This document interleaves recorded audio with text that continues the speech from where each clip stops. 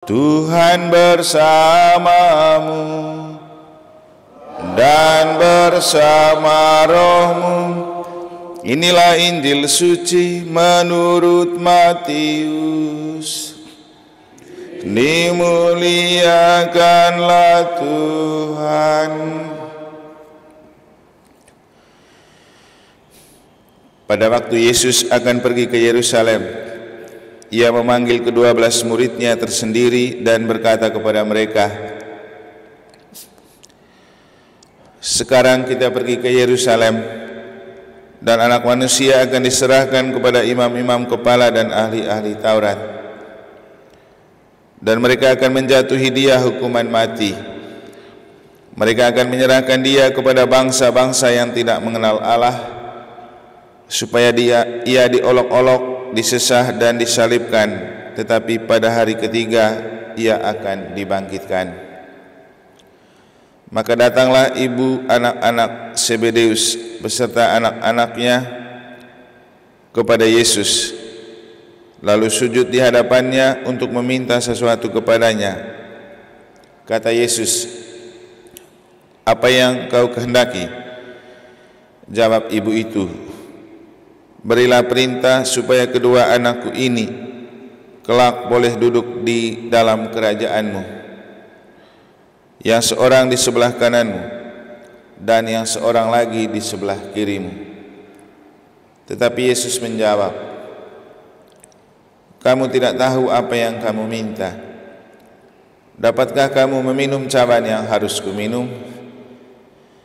Kata mereka kepadanya, "Kami dapat." Yesus berkata kepada mereka,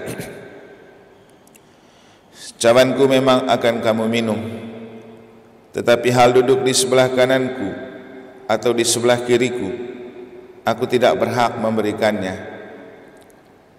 Itu akan diberikan kepada orang-orang bagi siapa Bapa-Ku telah menyediakannya."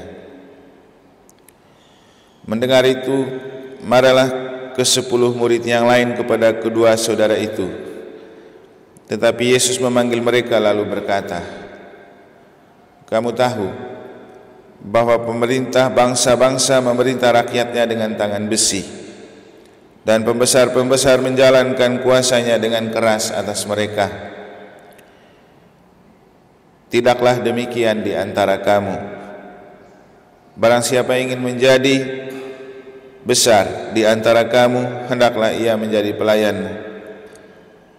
Sama seperti Anak Manusia, Ia datang bukan untuk dilayani, melainkan untuk melayani, dan untuk memberikan nyawanya menjadi tebusan bagi banyak orang."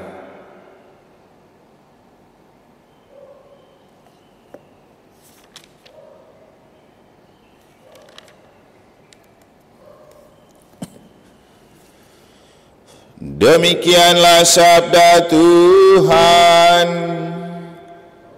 Terpujilah Kristus.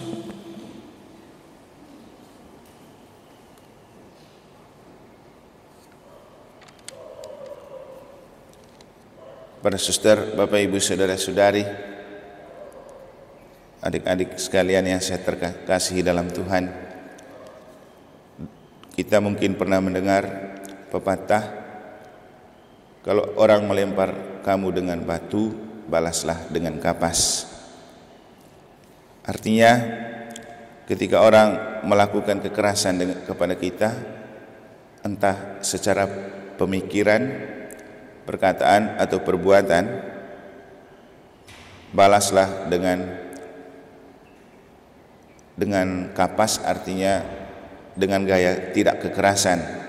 Nah, itulah yang ditunjukkan oleh Nabi Yesaya dalam bacaan pertama ketika Nabi Yeremia, ketika orang-orang bersekongkol untuk menjatuhkan atau juga untuk membinasakan dia. Dia datang kepada Allah dan mengungkapkan kepada Allah apa yang telah ia lakukan kepada orang-orang yang mau menjatuhkan dia. Dalam referen Mazmur kita menemukan jawaban atas hal yang dilakukan oleh Nabi Yeremia, "Selamatkanlah aku ya Tuhan oleh kasih setiamu." Ketika kita mencari keselamatan, yang pasti keselamatan itu ada di tangan Allah, ada dalam kasih Allah. Dan keselamatan itu juga sangat ditentukan oleh perbuatan kita. Seperti yang pernah saya katakan dari apa yang dikatakan oleh Bapak Uskup, akhirnya kasihlah yang menjadi hakim atas setiap perbuatan kita. Ketika kita hidup dalam kasih, melakukan yang baik kepada orang lain, tetapi orang yang kita sudah lakukan baik itu malah mencaci maki, mencela, menghina, atau ingin membinasakan kita,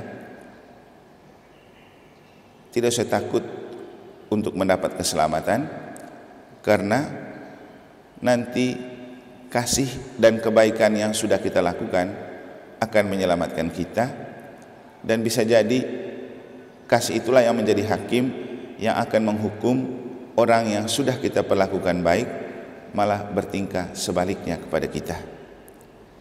Belum juga kalau ada istilah hukum alam, karena setiap perbuatan baik kita pasti akan dilihat oleh alam, dan alam selalu menjadi saksi yang benar untuk segala perbuatan baik kita.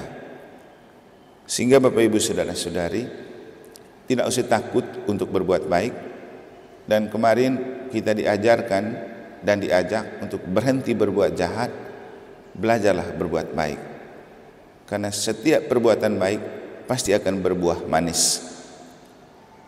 Yang pasti dalam kenyataan tidak semua perbuatan baik itu dianggap baik, diapresiasi, atau dihargai. Tetapi seringkali orang-orang yang iri dan cemburu pasti tidak suka melihat kita berbuat baik. Tetapi jangan berhenti berbuat baik hanya karena ada orang yang menilai tidak baik tentang kebaikan yang kita lakukan. Karena lagi-lagi kasih yang akan mengadili, alam yang akan melihat, dan mata Tuhan tidak pernah tertutup untuk melihat segala perbuatan baik kita. Tuhan ini kan tidak pernah tidur 1x24 jam. Mungkin dalam kehidupan seringkali kita menemukan kenyataan seperti itu. Seperti Yeremia, sudah kita perlakukan baik, sudah kita layani, malah kemudian orang itu mengkhianati, memfitnah, mencaci maki, atau berencana jahat kepada kita. Tetaplah setia dalam iman kepada Allah, tetaplah mencari perlindungan pada Allah. Hal yang mungkin perlu kita hindari adalah jangan hidup hanya untuk berpikir tentang kebaikan sendiri. Perlu juga hidup untuk berpikir tentang kebaikan orang lain. Nah, inilah yang dapat kita maknai dari seorang ibu yang tidak berpikir tentang Yesus yang berbicara tentang penderitaannya, dan mungkin dia perlu mengambil bagian dalam mendoakan Yesus yang berbicara tentang penderitaan. Dia malah sibuk untuk meminta jatah bagi kedua anaknya. Yesus memang tampak kesal dengan hal itu, tetapi ya namanya Yesus, dia kemudian tidak membalas perlakuan yang dilakukan oleh ibu itu, tetapi justru dia mengajak para muridnya untuk tidak memarahi ibu dan anak-anaknya. Bapak Ibu saudara-saudari yang terkasih, kadang-kadang kita memang lupa diri, tidak tahu diri untuk menempatkan diri pada situasi dan kondisi yang benar. Seringkali kita hanya ingat kepentingan kita, kemauan kita, keuntungan kita, tapi kita tidak pernah berpikir dari sisi Tuhan. Makanya apa yang pernah Tuhan sampaikan kepada Santo Petrus juga baik untuk kita renungkan. Engkau hanya memikirkan apa yang dipikirkan manusia, tidak memikirkan apa yang dipikirkan oleh Allah. Mungkin ini hal yang perlu juga kita pikirkan. Jangan hanya berpikir tentang apa yang menjadi pekerjaan kita, kebutuhan kita, atau keuntungan dan selera-selera kita. Cobalah kita berpikir dari segi Tuhan.